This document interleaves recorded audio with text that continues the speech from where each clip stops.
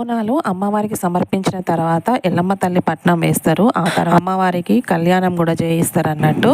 కళ్యాణం చేయించినాక ఇక్కడ అమ్మవారి మేకపిల్లని తీసుకొచ్చి ఏ విధంగా చేస్తున్నారో మీరే చూడండి. మరి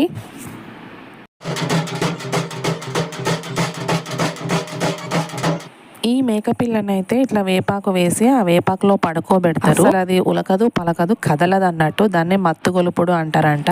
ఆ పంబాలోళ్ళు చెప్పేదాకా అది కదలదు లేవదు అందులో నుంచి వెళ్ళి. 3 రోజుల జాతరలో ఇది లాస్ట్ రోజు అన్నట్టు వీళ్ళు ఈ విధంగా చేసేది. చూసారా ఏ విధంగా చేస్తున్నారో? మేకపిల్లను అలా చేసి పడుకోబెడుతున్నారు అన్నట్టు. దాన్ని అస్సలు కదలదు అన్నట్టు. వాళ్ళు చెప్పేదాకా లేవదు.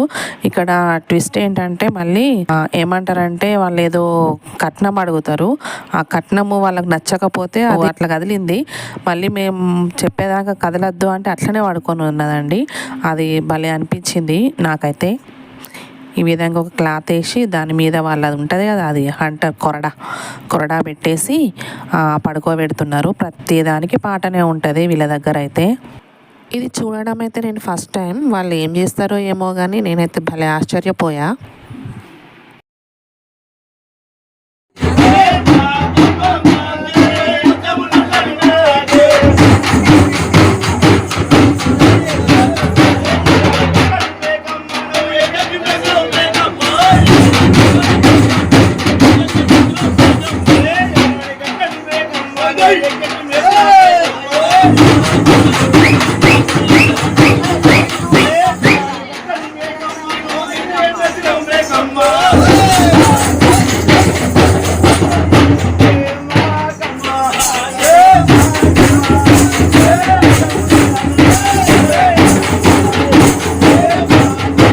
ఇక్కడ చూసిండ్రా వాళ్ళు లెమ్మని చెప్తేనే అది లేసింది.